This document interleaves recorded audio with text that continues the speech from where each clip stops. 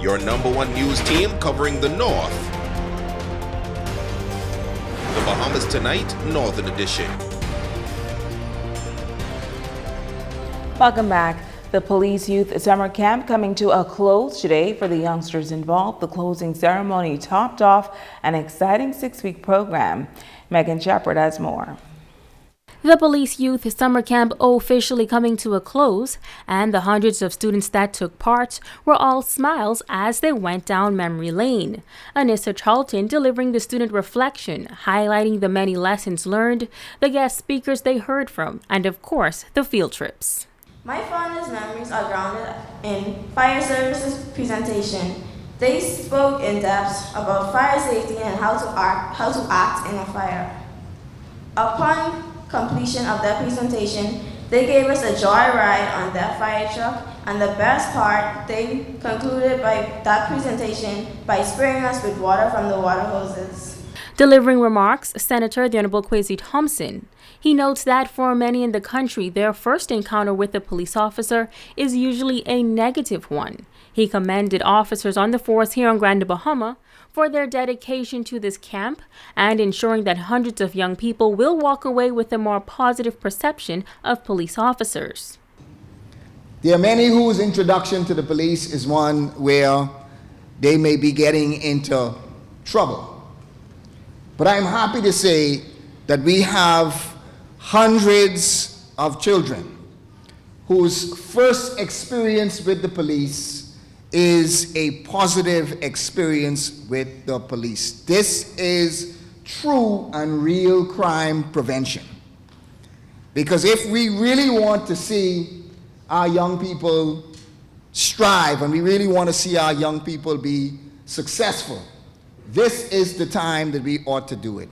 President of the Senate, the Honorable Kay Forbes Smith, sharing stories of her childhood with the campers. She says she believes that her dedication to school and extracurricular activities helped to give her a firm foundation to success.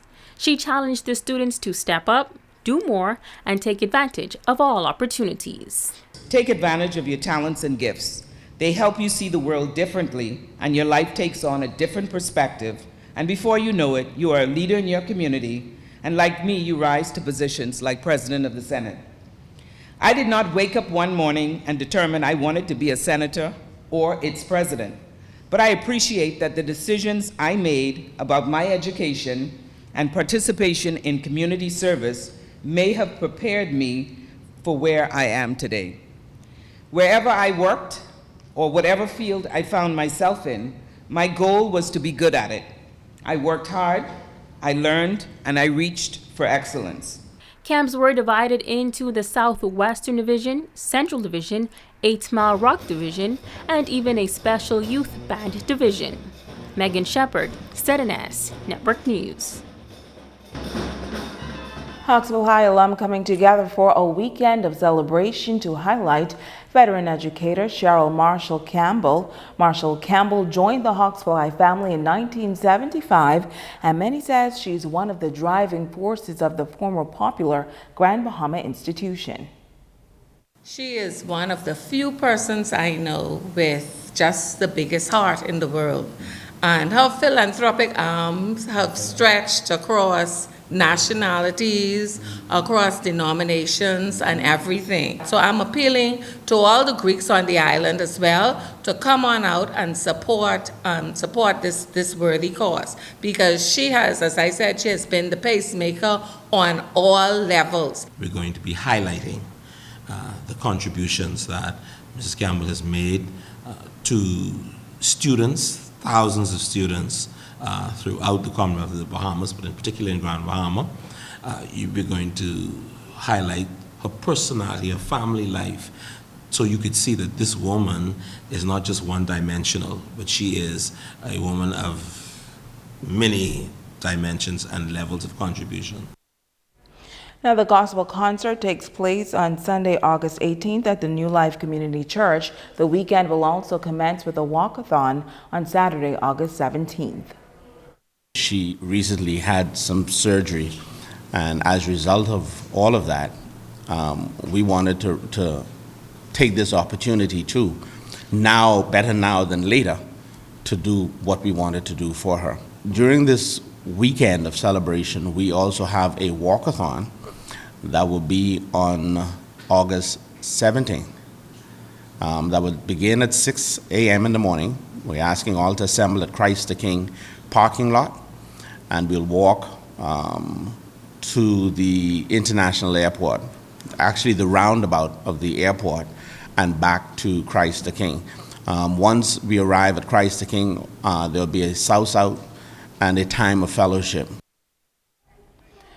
In other news, a mother is using her voice to make a plea for her son, who is now having difficulty speaking for himself. Tonight, she shares why her toddler is in need of the Grand Bahama community's assistance. At 18 months, baby Jeremiah had a fever for 2 days. His mother, Renata, says after his bout, he was plagued with blank stares and from time to time an unresponsive condition, which the local doctors would describe as absent seizures. This type seizure, he don't shake, but he just becomes unresponsive for maybe 6 to 8 seconds, and then he regains consciousness afterwards. He also had some colds, whereas he had a touch of bronchitis.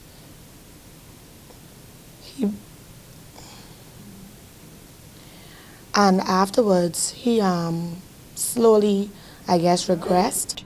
Now at the age of 3, she says baby Jeremiah went from an active vocal baby to slowly regressing to a child who only repeats his ABCs. She says while doctors have told her to just keep observing his progress, by now she realizes that something has to be done quickly. We were trying to have an MRI done and then to carry him to the neurologist in Nassau, but the only available appointment they have for Nassau is hopefully the end of October.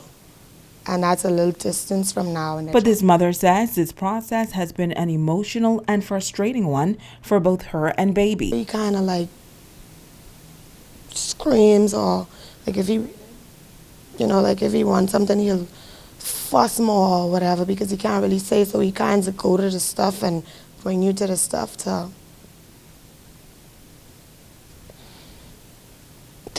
kind of let you know what it is that he wants. Now the plan is to take baby Jeremiah abroad, and his medical bills can be anywhere from $4,000 for observation to $20,000 for treatment.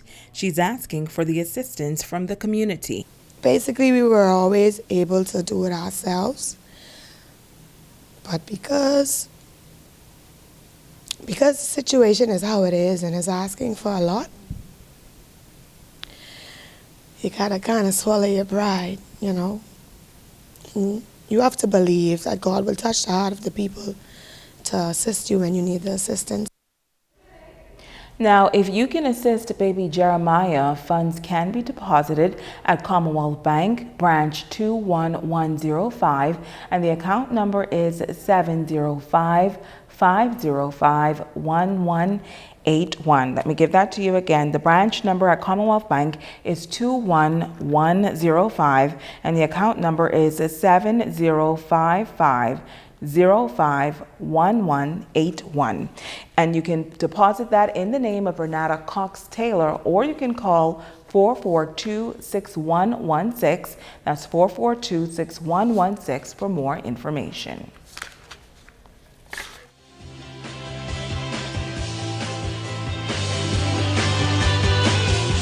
This is Ask the Doctor. Welcome.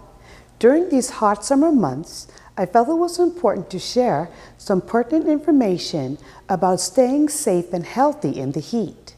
Heat exhaustion is a real medical condition that can occur when someone is exposed to high temperatures, particularly when combined with high humidity and strenuous physical activity. Heat exhaustion is one of the 3 heat-related syndromes, with heat cramps being the mildest and heat stroke being the most severe. Symptoms include heavy sweating and a rapid pulse rate resulting from your body overheating. Without prompt treatment, heat exhaustion can lead to heat stroke, which is a life-threatening condition.